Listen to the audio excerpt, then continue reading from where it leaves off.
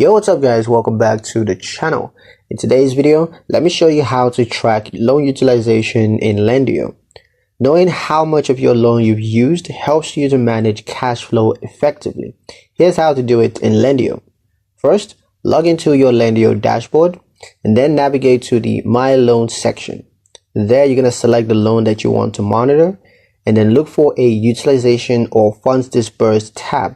This shows how much of the loan you've drawn compared to the total approved amount. If you have a line of credit, you're going to see both available credit and used credit displayed clearly. For detailed tracking, just click on Transactions to view how each disbursement was applied. Export the report if you need to share usage details with your accountant or team. A quick tip: keeping utilization under control is a positive sign for lenders if you plan to apply for future funding. But that's pretty much it for this one, guys. Hope you liked it. Hope you found the information here useful enough. If you did, like, share, and subscribe for more helpful tutorials.